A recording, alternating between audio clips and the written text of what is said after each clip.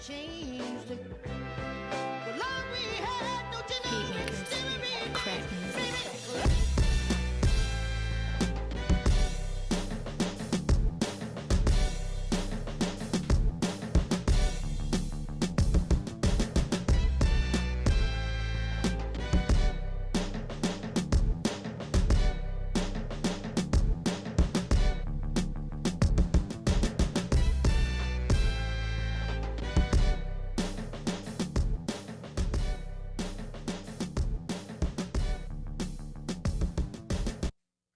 Welcome back to the Professional Etiquette and Style podcast, where we talk about how to show up in your life with purpose, presence, and a little bit of polish. I'm your host, Rodney Sanders. Once again, this is episode number two. Yes. Now today, listen, this episode is special. We got Sabrina, my girl, I've known you how long? A long time. A long time. And I'm Over honored. 30 years. Yes, and I'm honored for you to be on this show, doing this podcast with me as we start off. Of course, we have the book, Professional Etiquette. Get into it. Rules every professional should know. And if you know Sabrina, you already know. She is that person. Okay. You are that person. That connector, the organizer, the strategist. You know, the call me when you want it done correctly, want it done professionally, want it done with excellence. You know, Sabrina has spent years building communities, sharing experiences, and guiding people into rooms they may not have walked into on their own. So you've done a lot. And also recent nominee for the Island Icon Award. Yes. You know, before we get into anything, how was that experience? It was amazing.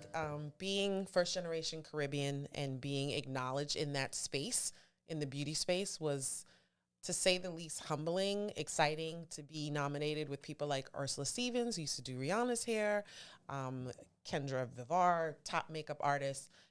They always say, oh, you know, we don't always want to be nominated. I was excited. So it was really great. Great. Oh man. And you've, so in your past, you've done, just tell us a little bit about yourself, and especially with your journey in terms of hair. Okay. So let's go back. I was in construction for 25 years, project manager. Kind of got into construction through osmosis. My father had an HVAC company, so I lived and breathed construction. I'm the girl who can read blueprint, put up sheetrock, lay brick, mix concrete, do all the things. Started going to natural hair events, and they were just not well done. And I am a believer, if you see something you don't like, do it. Yep. So I went natural, literally went into my bathroom, shaved my head bald, decided that this is the journey I wanted to go on, and literally built a community. It was called Natural Partners in Crime. And the reason why is because the people that came to my event were partners in crime, just moving and shaking. Started building community, having events, free.com. People would come through. We would represent, showcase amazing brands and businesses. And I became the person, the event producer that brands wanted to work with, because I deliver. And in my opinion, I over deliver. A lot of people will take people's money, do things, and they don't do what they're supposed to do. So for me, it really was about showcasing the natural hair space on a level of excellence that I felt wasn't happening. Okay. And that's been 15 years. And then COVID happened and kind of shook the room. At that point, I was managing influencers. I had the largest natural hair expo in New York and South by Southwest, but the world shut down and lost a lot of clients. During COVID, I still felt like we needed community. So we did a lot of lives and Zooms where we talked to brands and business owners. We actually did free events in the park where people would kind of come through safely. Okay. And then when the world reopened, we had our expo again, and it was the largest one. In 2021, we had over 1,100 people come through. Had to check everybody's COVID shots, vaccines, all of that stuff. We've worked with brands like Mael, Shea Moisture, Cream of Nature, The Dew, Palmer's, all the brands that you know and love. And it's really just about excellence. Yes. And really showcasing that the natural hair community, which is predominantly women of color, have something to say professionally, and we don't have to live it within this norm that people assume.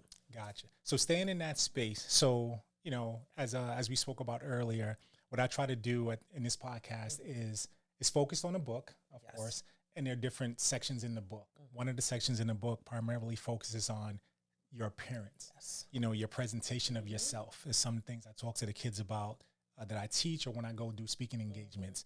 So in that space, in the hair space, I would say my first question to you is starting with the big picture, right? So starting with the big picture, over the past few years, have you seen professional spaces become more accepting of natural hair and personal style? Or do you think there's still an unspoken standard people feel pressure to meet? So there are two different spaces: professional, corporate, professional in the beauty space. I do believe that the corporate world still has this unwritten rule about what professionalism looks like for women of color. And it's very unfortunate, but you kind of have to play the game to get in the room. I do feel as though straight hair is considered more norm because that's that European standard of beauty. But there have actually been laws that have been passed, like the Crown Act, that you have to not discriminate against, whether it's an afro or box braids or locks. But I do think that the person who's in HR, who may not look like you and me, has already in their mind a vision of what they want this candidate to look like. Correct. So I do think, and I hate to say this, but we have to play the game when we want to get in certain spaces and places. Yeah. And I do think natural hair is so versatile in itself. I'm natural. I'm wearing my hair straight right now. I have a silk press. Natural hair in general is an accoutrement. You can do whatever you want. You can wear a wig, you can wear locks, but when you want to get to a certain space, you kind of have to look at who is the person looking back at you. Okay. And what do they look like? So not to say that you cut your locks off, but groom them. Yes. And I try to impart that on the kids, especially on kids or people coming into the workforce, because my hair is natural too, I see the bust down. I see it. My hair is natural, but in terms of just being neat. Yes. So sometimes it's not, you may have long hair, you may have dreads all the way down your back, but keeping it neat helps with that appearance. I think we were raised in a different generation where neatness was mandatory. Yes. Like you left out of your house, crust had to be out of your eyes. Your shirt had to be tucked in, your ears had to be clean. If you got a haircut, you needed that line up. Yes. And to me, it speaks volumes on how you feel about yourself. Correct. And I talk to younger ladies too about several things. Now you can have extensions, hair, nails, lashes, but is it kept up? Yes. Things are expensive. I get that. But if you're going to have a wig, you need to maintain it. If you're going to have locks, you need to have a regimen. And I'm big on hair care regimens and beauty regimens. The same way you should be washing your body every day. You should be taking care. Gotta say that again. Washing your body every day. And wash your legs. Yes. Definitely. Definitely wash your legs. Yes. You should be taking care of your hair the same way. Correct. And I think that a lot of that is not taught to the younger generation. Okay. Because we think people learn things through osmosis. That's not true. You have to teach certain ththings. The same way you need to be taught penmanship and how to drive, you probably need to learn how to do your hair. That is true. And then I don't have a beard, but teach your son how to trying to grow it. Yeah, got the grays growing. You teach your son how to groom and line up. It's not like just a thing, or you pay someone to do it. Mm-hmm. So in a professional sense, when we're talking about professional appearance, that can mean so many different things mentioned, based on what you just said, depending on who you ask. So from your perspective, where's the balance between expressing individuality and maintaining professionalism? Because I tell some of our, people that I speak to, I'm like, when you join the organization, it's similar to we said, read the room. You join the organization. If you're in an organization where everyone has, everyone has beards, and you can grow a beard, but you really can't. Exactly. It's like the Yankees; they have to be barefaced. Yes, you have to be barefaced. Yes. Back in school, when I was in school, my brother went to Fordham Prep. You couldn't have a flat top. You couldn't have a flat. Our hair couldn't be longer than 1 inch. Exactly. And you had no facial hair. It is. And what if you it did, is. they shaved you. That's right. Exactly. My brother had to come home, and I had to put a relaxer in his flat top so he could lay down. Or the S curl. Yeah, or the S curl. There's certain there are rules. That's just what it is. And so if you are going into an organization, like years ago, Goldman Sachs had a policy where you had to wear skirts, suits. Okay, But they yep. could only be skirts. And I was like, I currently didn't want the job because I didn't want to wear skirts. Gotcha. You have to read the room. Now, I do believe in individuality. Certain people have a look. They have a red lip. They have red nails. They have a certain length to them. Maybe they have a signature cologne or perfume. But if you want to just try and be obstinate, like I'm going to come in with an afro and it's not groomed, it's not picked, it's flat. That's, to me, saying how you feel about your parents, one, and how you feel about authority. Okay. And Going against that going system. against the grain. Yeah. And for your boss, automatically, they're going to think about you as being trouble. So you have to think about it. If you're coming in a space where you're already like trying to fight the system with appearance, your boss is like, what else is she going to fight? What else is he going to fight? Okay.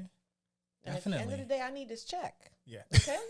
Got to get that money. Got to get this money. So, and then I had a guest on before. We were talking about how it seems like this generation is really into challenging the status quo. Please. Like they're really into everything. pushing. Yes. And I told a story where I had a young lady, which I don't think is challenging the status quo. She just wore a bonnet to the office. And I pulled her to the side and was like, absolutely not. You cannot do that. Absolutely here. not. You know, if you want to wear what you want to wear and dress how you want to dress, then start your own. Yes. And even when you notice when you do that, you're going to look at some people like, I don't tolerate that here. No. You know, that's just laziness to me. Yeah. Okay. Wearing a bonnet is lazy. Wearing a bonnet, wearing a headscarf, wearing pajamas, wearing slip. Like I see the girls who go to the airport. Like I get dressed to go to the airport because you never know who you're going to see in the airport. I'm not wearing pajamas and flip flops and a do rag. I'm just not. Gotcha. If the plane goes down, I want to go down cute. I'm gonna go down looking good at my grade. So for me, it's the obstinance, the challenging. What are you challenging? What are you fighting for? Okay. It's one thing to fight for equal rights and raises and bonuses, but you're fighting so that you can do what you want, wear a bonnet to work. Yeah. It's like, again, know what you're fighting. Pick your battles. Correct. Pick your battles. And how is that battle going to help the next person? That's how I feel. It's one thing for us as women of color to say, you know what, we want to wear box braids and we fight for that. We get that law put in place so that the next girl who feels some kind of way can do that. But a bonnet? What are we fighting for? What are we doing? True, Just so we can say we could do what we want? Because that's the what you see on social with the rappers and girl, you wear whatever you want. You do. They're rich. Yeah. They don't work. They don't have to work for anyone. They don't have to work for and anyone. they create that. They actually maintain and create their own image. Exactly. So in the area of bonnets, because usually bonnets are hiding something. Not hiding or, covering or something. covering something or preserving something. Yes. Yes. So in the bonnet space, because there's some hairstyles like braids and twists. Usually people wear bonnets to cover those to preserve them. Yes. They still spark quite a debate in certain industries, depending on the industry you're in. And sure, if you're not in the fashion industry, if you're in the corporate office, back office, banks, so on and so forth, there's still a stigma attached to it.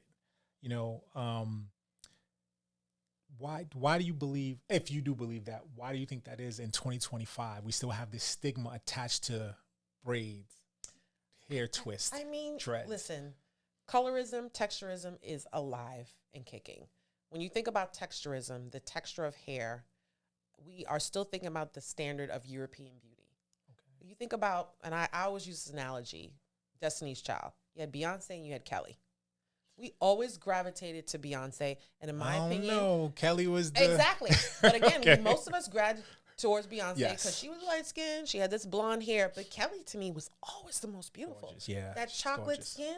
So again, colorism, texturism is a thing. So when you're fighting with the European standard of beauty, you have older, more mature Black people who are in these positions who are so caught up in their own head about what they had to go through that they're already like, girl, you can't wear that to work. What you doing here? I can see that. Take that out. And then when you take it out, girl, you need to relax that hair. You do it. So it's like, damn if I do, damn if I don't. Okay. I do love the fact that we can now wear box braids and knotless. Michelle Obama started wearing it. But even she said it in her tour that she did not feel comfortable as the first lady wearing her hair like that. She did mention, yes. She wore wigs and weaves and her hair straight because she did not want to present this vision to, not us, because we know it's good, to the others. Yes. To get any more scrutiny that she was getting. Because she was getting run through called words that Barack should have threw up for, you know? So it's hard for us to walk into spaces and places being our most authentic self because we know that we're scrutinized. If you got a body, if you have a big nose, if you're dark skinned, your hair, it's all these different things. So imagine a woman waking up every morning and having to figure out a way to conform. Correct. The easiest thing for us to do is at least be natural in our hair space. And you can't even do that. And you can't. It's hard. Yeah, it's hard. Because of how you're judged. Yes. And most white people will not say anything to us now because they understand it. A lot of it comes from our own people. True indeed. The gatekeepers, the ones that are there, it's like, girl, you can't do that. No, girl. Master said no. No, I mean, come on. So, loving your style, of course, you're big into style, you're big into self-expression. So, you being a person who really champions self-expression through hair. Yes. Especially, right? So, how do you see brands, also, if you want to mention a brand you work for, how do you see brands helping to reshape what professional looks like for people of color? So I work for Pattern Beauty by Tracee Ellis Ross. We all know Tracee Ellis Ross, Diana Ross's mother, Blackish actress, all of that stuff. She's a mixed woman.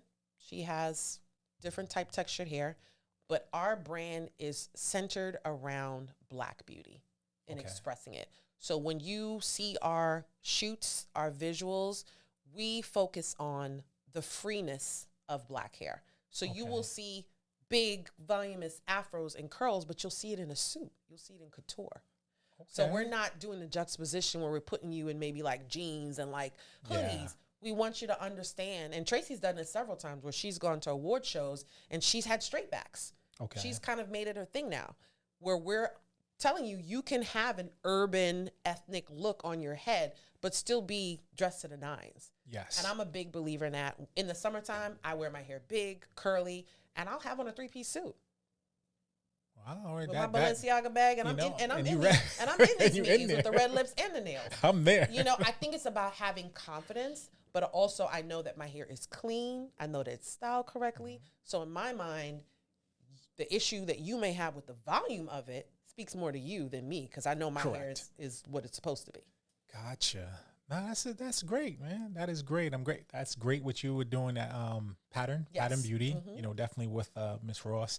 So we touched on this a little bit earlier, the generational shift. Yes. The younger people, whether they feel entitled, they're always going against, they want to go against the system. They do. So do you think younger professionals, right, and that, was it Millennial Z, Millennial Z, X, whatever it is, you believe that, I believe they're more fearless. Yes. When it comes to showing up as themselves, hair, fashion, and all, compared to, do you believe they're more fearless than we were? And then definitely. What about the generation before us? And why do you believe that is? Well, the generation before us, our parents definitely were conformist. Yes. They put their heads down, they did the work. And I believe that's why a lot of them came home and were miserable. Maybe they drank, maybe they sat down, don't talk to me for a few hours because they had to deal with the overt racism and the stupid comments. Like my father used to say, people, oh, you're so intelligent for a West Indian man. Like little things like that. Like what? What are we doing here? Microaggressions. Exactly. Our generation is the generation that we were more fearless in that we were urban. We were in the streets. We saw certain things, but we also needed to get a job. So we knew we had it to cosplay. So we are the generation that code switches very well. Yes. Very well. And it becomes so natural to us that we don't even know that we're doing it. Whereas this current generation, they're not doing that. They're authentic. They are who they are, no matter who is around them. Correct. And sometimes, because they're not polished in the first place, it's bad because it's like you're saying I'm who I am, but you don't sound educated. You look uncomfortable, and it comes off in everything. Their posture, when they get around people not Black, they feel inferior. Yes. So a lot of times it's like they're like, well, this is my people, this and that, but you have to be able to step in a room and be around any and everybody and have that level of confidence. So a lot of them don't have that. And I feel because they are not confident, they try and switch it like, well, I'm just not conforming. It's because they don't know how to switch up. And they're a little, to your point, they may be a little scared to do it. They're scared. And they don't know what you don't know what you don't know sometimes. You don't know what you don't know, and they don't want to learn because they don't want to take advice from us. Yeah. Were we that bad? And not taking advice from our parents? I definitely think it wasn't that we didn't want to, but we did because we had no choice. True. And I think we saw more of our parents in those spaces than they see us in the spaces that we're in. That is true. Okay. I will definitely, some people, I don't know what my parents do. I knew what my mother did and I knew what my father did. A lot of kids today just know that their parents get paid and they getting some sneakers.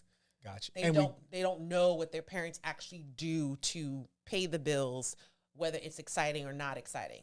And that's unfortunate too. And we saw them go into that space conforming. Yes. So I saw my grandmother put her hair a certain way, put on the uniform, make sure she was neat, clean, everything ironed. I mean, I remember, I forget the name of the spray starch. She used to spray and starch. Yes. Starch, and it was always that Sunday that everything got ironed because the ironing board came out, all the shirts came out. My mother used to iron my notebooks, pages. Because it's like, also being a Caribbean first generation, my parents were still under the British regime. Okay, yep. So there's certain things culturally that they did that I was like, oh my God. But you took some of that I still to this day do some of that stuff. Like when I finish eating, I cross my knife and fork. What the hell does that mean? Yeah.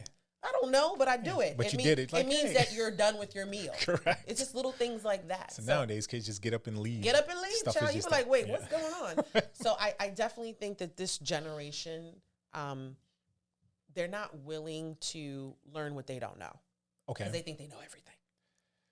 Yeah. And it's funny because our parents used to say that about us. You think you know everything. Yeah. But I get it now. I get it. I get exactly what they saying, what they meant. Yes. And when it comes to just being in a professional space, trying to correct kids nowadays. Oh, they don't like to be corrected. And sometimes even trying to correct adults. Oh, yeah. Because if you're 28, you're an adult, but you're also that generation who thinks you know everything. And you're like, no, you shouldn't wear the joggers. You shouldn't wear the thong sandals. I don't care that it's a Nike tech suit and it costs $195. What are you doing? What are you doing? And oh man, it's the correction of the younger generation I find to be, it's almost because I deal with a lot of younger influencers. Okay. And a lot of them say, "Oh my God, you're my mom's age. You're so cool," because I know how to speak to them. I know how to give them tips without making them feel like I am bashing them or like telling them they're doing something wrong. Gotcha. Because also I don't have weight in the game. You're not my child. Do whatever you want. Let's just be honest. But you can fail over there if you want. But at the end of the day, they've seen what I've done. Yes. So proof is in the pudding. Correct. They've seen me work with influencers. They see my events. So they take value in what I do. I think a lot of times children don't value their parents because they don't see their parents doing anything of value. Gotcha. Or is it also, I would add to it, that maybe they don't see themselves in their parents. Oh, yes. Where they see themselves in you. Yeah. If they're an influencer, they see that is definitely true. The influence you have, they want to be. Oh my God, you're so cool. You're at this event. I'm here because I'm getting paid. Otherwise, I'd be in my bed, just like your mom is in your bed. Okay? And the thing, so that leads me to the next question, since we, from an influencer standpoint, from influences. So, because many workplaces still have dress codes. Yes. And they have the parents' expectations.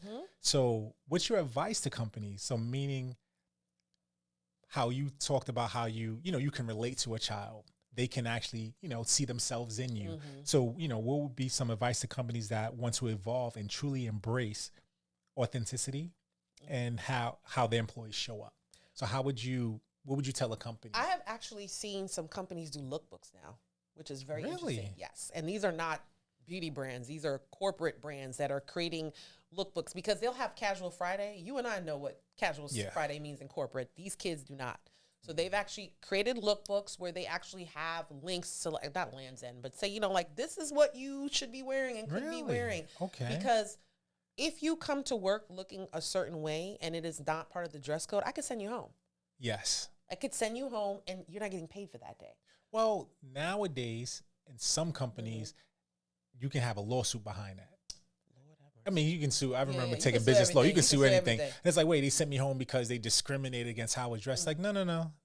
Here's the Here's the dress code. and you signed it. And Yes, but most 'cause- people don't read anything. 'cause part of your onboarding is, It's correct. policy and procedures and stuff like that. And dress code is one of the things, and you signed it. That's why I tell people all the time, like, you signed away the right to do whatever you want. Correct. With certain jobs. And they People don't remember that. They don't get that. Like, you don't own, like, even intellectual property. Like, when I'm sitting in meetings, I'm coming up with ideas. The minute it leaves my mouth, it's theirs. Okay. Yes. So the look, I never heard of that lookbook before. to me, I do lookbooks for events. Okay. The reason why is because people do not know how to dress. And if I am having a Met Gala inspired event, I want a look. So I will Gotcha. create a digital lookbook and I'll put it on Instagram and post about it so people get an idea of what I would like for you to wear. Do people still come looking a hot mess? Yes, they do. But Wow. at least in my mind, you had no reason to look crazy. So you got that lookbook. Lookbooks. Send the check to Sabrina, right? And 10%, it's easy. 10%. It literally is just taking images of what you would like and putting it in a document. Have a men's version, have a woman's version. What I will also find too now in this day and age, we need to be inclusive, Yes. non-gender inclusive. Sephora is a big brand that does that now. So years ago, working in Sephora, you used to have to wear 13 articles of makeup.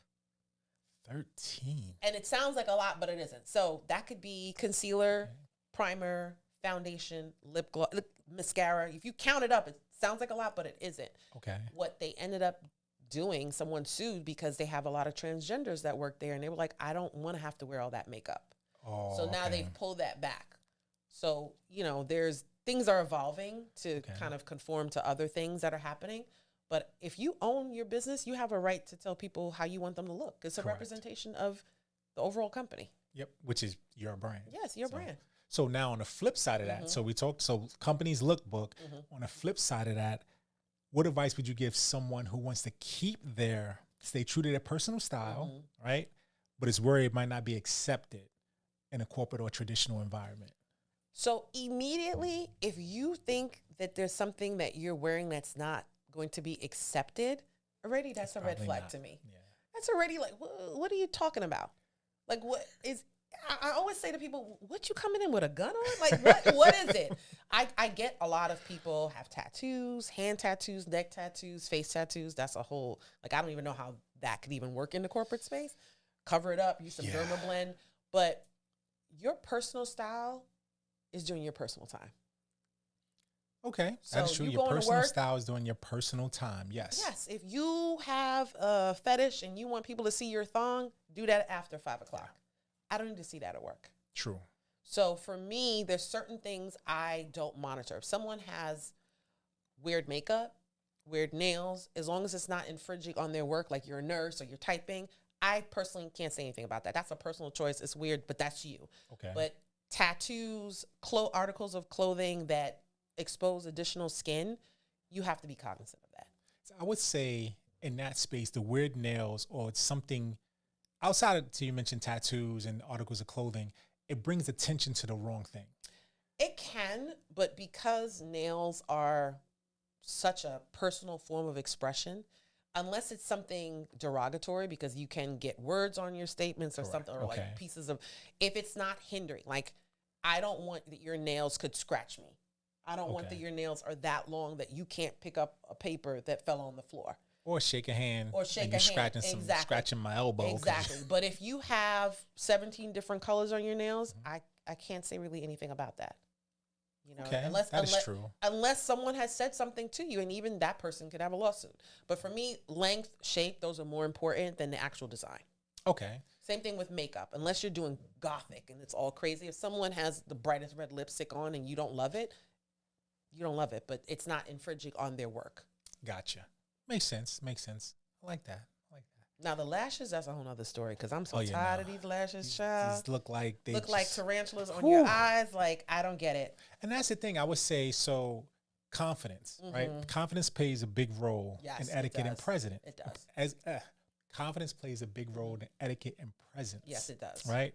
So how does embracing your natural hair, based, just going back to a little bit of your natural hair journey, because when we were younger, I know, Maisha, they all had the creamy crack. We all did. The perm. Hello. I had it till 2011. I did too. So I would say, how did embracing, so I'm going to say it does, how did embracing your natural hair and personal style affect your overall confidence at work in your professional space? I mean, it definitely was. You have to understand, most women of color, not this younger generation, but my generation, we started getting perms at a very early age. Yes. And it wasn't because our moms didn't like our hair. They had things to do. So it was about manageability. Okay. So when I first went natural, I was like, what is growing out of my head? Like, I was not used to this free texture. Natural hair is the most mind-boggling thing because you can do the same thing every day and get a different result. You have to truly be confident in your hair, and you have to truly love yourself, because unfortunately a lot of us look to others on what their hair looks like, thinking our hair is going to look like that. I am not mixed. I'm not going to have curly hair that's going to bust down. I got to add water to it, do the shea butter, do all the things. So really loving your hair journey is really what is going to give you that confidence. Okay. And also, a lot of us, and I've had this conversation before, don't really understand hair growth. So a lot of it is genetics. If your mama's bald-headed and your grandmama bald-headed and your father's family's bald-headed, you're probably going to be bald-headed. Yeah. Everybody hair grows. Yeah. Everybody hair grows usually about a 1/4 inch to a 1/2 inch a month. Okay. That's how hair grows, period. It's about retention. A lot of us don't retain length because we don't take care of our hair. Gotcha. So if you truly want to embrace your natural hair, you have to study it. It's like anything else. Study what works for you, study the products. And it's hard because when you first go natural, you're a natural junkie. I bought every product. Every brand that came out with something, I bought it. Then I realized that I couldn't use shea butter. I couldn't use coconut oil because it did stuff to my scalp. So truly embracing your natural hair takes a while for certain textures. If you are an African-American woman that has 4ABC hair, and that's a hair type that was created by a system that defines the density and the curlness of your hair, you probably are not going to get the most amazing wash and go. Okay. You probably are going to have a lot of shrinkage. You might wake up, if you didn't put your bonnet on, and look like Samuel Jackson. Yeah. I've had that. There were days when I first went natural and I was still in corporate, I called out because my twist out did not give what I thought it was supposed to give. Really? It was giving, what the fuck? Excuse my language. I was like, what is going on? I was devastated. And then I was like, girl, please stop. It's only hair. It's only hair. But it's funny because I think about that, and when you said, I'm thinking Samuel Jackson, and I'm picturing Mr. Glass, Samuel Jackson. No, Mr. I'm picturing Samuel Jackson in Pulp Fiction when he had the Jerry curl. Oh no, I'm thinking about Samuel Jackson from Mr. Glass. Glass. Oh, okay. Or better yet, Frederick Douglass. Oh, that's what it was given. I woke up looking like I'm freeing the slaves. Had your freedom papers? Your freedom papers. It was not giving, and I was like, I did everything right. Call out on them, and I did it several times. I actually got brought into the office because I was calling out a lot, and my boss was, real cool. He was like, "What's going on?" He's like, "It's the hair, isn't it?" Wow. I was like, "Joe," he was like, "Just go back to the straight hair." I was like, "No, I'm not." Yeah. He's like, "Well, you can't keep calling out on Mondays." So what flipped that switch for you? Like, what was that moment that okay, this is just me, this is my hair? For me, it was, does anybody else see what I see? I was being so critical on needing every curl to be defined, everything to look so perfect. That was me. Nobody outside. I used to walk out and be on the train. People, "Oh my God, your hair looks amazing." I'm like, "Oh my, me?" Wow. So sometimes we are our biggest critic. We are a bit, and I always say, if you have a quality hair care regimen and your hair is clean, that's half the battle. Gotcha. So sometimes you gotta get over yourself. That's really what it is. I got over myself. I was like, "Girl, you need this job. Your hair is fine." And it's fine in that space that you're going into. Exactly. Gotcha. It was fine in that space. The people, I mean, I had white coworkers that used to say to me, "Oh my God, your hair looks amazing." I was like, "Oh, okay." The white people were noticing. They didn't want to touch it though. Yeah. You're not even. I only had one white coworker. Her name was Kathy, and I said, "Kathy, if you touch my hand, we about to go to HR." I don't get that part, but then that's another story. She said, "It looks like cotton." I said, "Cotton? Really? That's what it looks like?" I said, "No, it's not cotton, boo." I said, "It's not cotton." I said, "This is giving what natural hair looks like." Wow. Sometimes that having to explain your hair to non-Black people is so angry. It makes you so angry because the audacity of them to ask us. And it's actually gotten worse recently. I don't know if it's because of who's in the office, because they definitely get a battery in their back. Yeah. They're asked a lot about certain things. I've heard these stories, but it's like as a man, I've never had, hey, can I touch your hair? Yeah. But I mean, for you all, for women, if you are a Black woman with a lot of hair, because culturally they assume our hair doesn't grow. Wow. So when they see us with a lot of hair, they assume it's a wig or weave, or they want to touch it. Whew. And that's just disrespectful. That's not professional at all. That's not professional at all. That's not professional or etiquette. Not at all. Want to touch somebody's hair. But they will do it and think nothing of it when you get an attitude with them. Oh my God, what's wrong, Sabrina? It's just so pretty. I just wanted to touch it. What's like just some type of child, like I'm a dog. Exactly. Something to be looked at. Yes. Ooh. So in terms of looks, in terms of some people want to touch your hair, touch your hair, I talk about whether speaking or in the book, I talk about first impressions. And we've all heard first impressions are lasting impressions, especially the first time someone sees you. Yes. And it's some of the things I'm trying to impart on the kids that I teach now. So how important do you think hair and grooming are in setting the tone for people when they see you for the first time?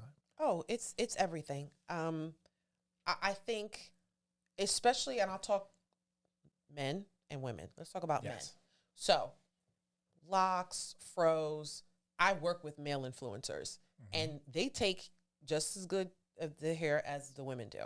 So when I see a man with a free-flowing locks or an afro, first thing I look to is their lineup. What does that edge look like? What does the grooming look like? Is the hair growing into their forehead? What do their eyebrows look like? What do their lashes look like? What does their skin look like? Skin is 90% of our body. Yes. It's part of your scalp as well. So people don't understand that your scalp is skin. So when I see bald men, and that's a new conversation I've been having, like your scalp should not look gray. Yeah. That means that you're not taking care. You're not exfoliating your scalp. So for me, it's very important because people will talk about you.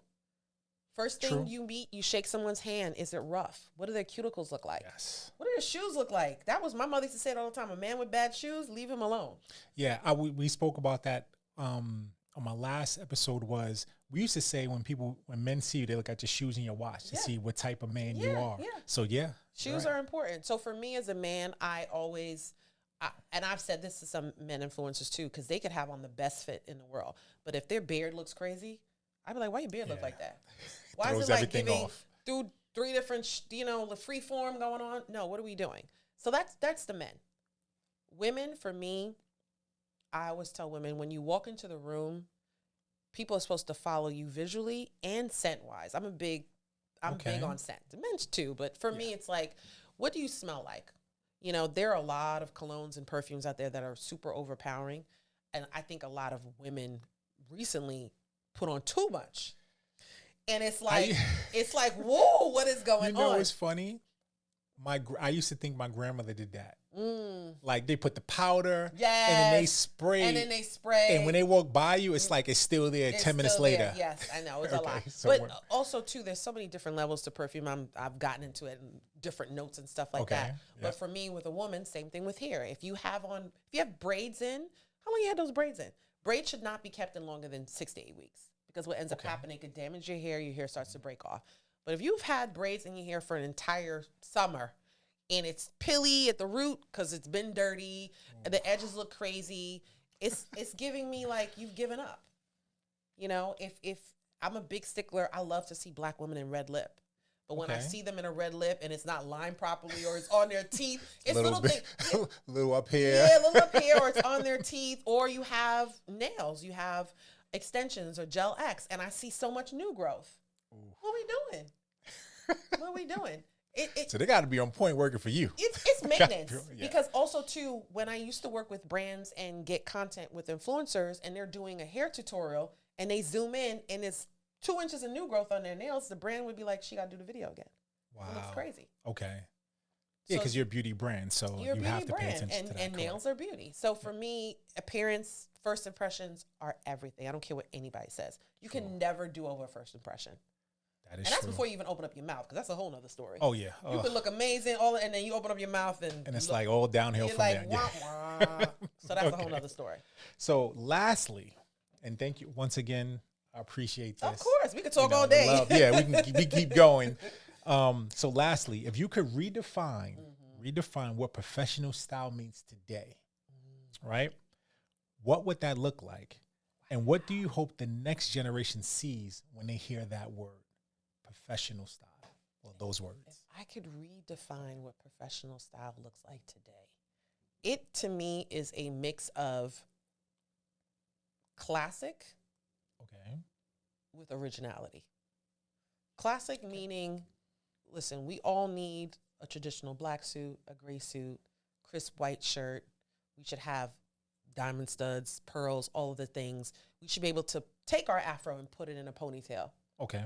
That shouldn't be an issue. We should be able to get a silk press if we want.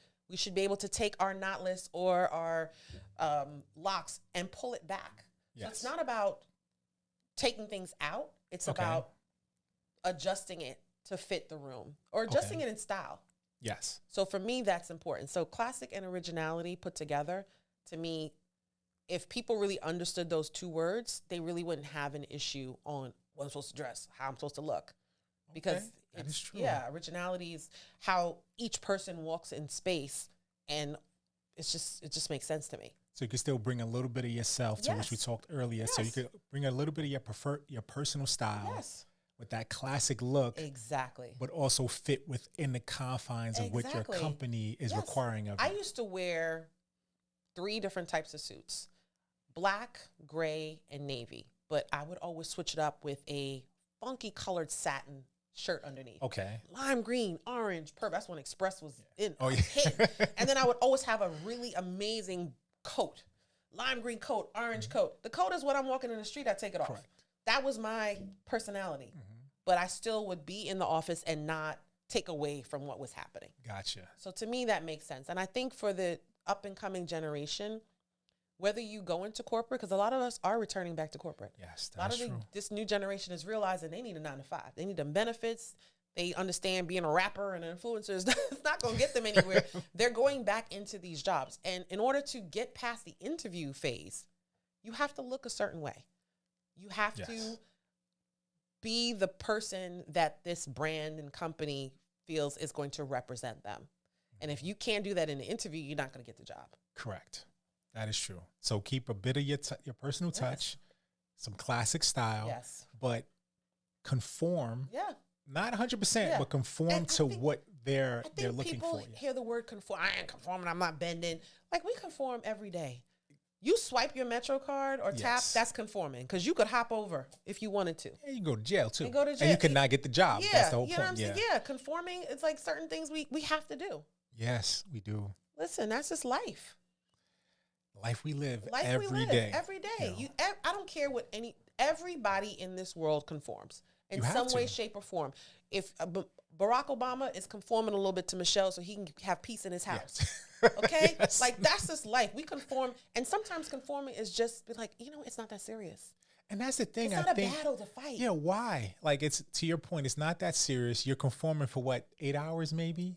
And you're getting Child. paid for it. And it's not like you conforming to something you can't conform Exactly. to. Like, they're not asking you to Exactly. do something They're outlandish. not saying shave your head Correct, or get a you know, it's relaxer or have the dress code. just they're not saying like you have to wear 4-inch heels. Mm-hmm. Like, there's certain things that if somebody asked for, I'd be like, you're doing too much. Gotcha. You can't tell me Yeah. what I need to wear on my feet, like heel wise, Yeah. height wise, that sort of thing. I could But- wear heel, but it could be Yeah, what I or choose. I could wear yeah. flats. I mean, Which- a lot of yes. women don't wear heels anymore. You wear Correct. flats, that's fine. You don't need to have the newest Jordans on your feet with a skirt dress on. Like, it's not necessary. Which I've seen, I have seen. I've especially definitely that like the whole sneaker ball concept, people taking that to the work. Sneaker ball that concept to the is. work. I just got into sneakers probably Okay. like over the last 5 years after I broke my ankle, and it has become an addiction. I've got like 56 sneakers. Even, I don't do like the young people do. I got Sambas. Yeah. And every once in a while, I just got my first Jordans maybe a year and a half ago. Okay. And, Okay. and apparently they're like the hottest ones. I think they're called Dr. Jekyll and Hyde, so they're half black, half white. Okay. I've been stopped in the street, and I'm People like, want to buy them for like, I'm what size like- you wear? yeah, I was like, so it's okay to be authentic and fun, but like, just put your head down and do the work. Yeah. That's what I Just tell do. girls. You can get off and change. Man, listen. You can bring your clothes to work and change. And half of these jobs are so easy. We make it so hard. Yeah, we I really know. do. But It's trying like we to fight want the man, we fight want to have the system. fight. Listen, We want to have the fight. No, I don't. I want to put my head down. Yes, I and want just work. Kathy to leave me alone. I don't want to be at the water cooler. I just want to get in and get out. Because that's the other thing. So, like in the book, I cover, don't be the topic of discussion. Absolutely. Do not be the topic of discussion of work. You know, that's another chapter. Yeah, we don't. But we don't you know, want that. Especially nowadays after COVID, a lot of people are not in the office full time anyway. You're 3 days out of the week. Other times you're doing Zooms. You ain't got nothing on underneath here anyway. Yeah, Like, you just hair up. yeah, it's like relax. 3 days, come in, go to lunch, get your little prep manger, get a little and go home. just salad and go home. Change and go back home. Exactly. Once again, thank you very much. Thank you. This was so much fun. It's my first podcast. Yeah. So, we're gonna thanks everybody for watching. Please like, subscribe. There'll be a link below. And follow Sabrina. You have your Yes. Instagram, I everything. am Sabrina Boissiere. I know it's a long name on Instagram, but yeah, I'm hair, beauty, lifestyle. I'm in these streets, events, doing all the things, and just really making sure that people understand that natural hair is here to stay. It's not an anomaly. It's not like, trendy. Like, this is what we're living and breathing. Yep. And you can be professional. Yes. You can have professional etiquette and style with your natural hair. That's right. Look at my boss. Tracy Ellis Ross is stylish as all hell. Yeah. That lady put it on. She sure does. She stays with some straight backs or an afro or curly hair all day. And professional at all times. At Professional all times, etiquette and yes, style. definitely. So thanks again. This is episode 2. We'll see you all soon.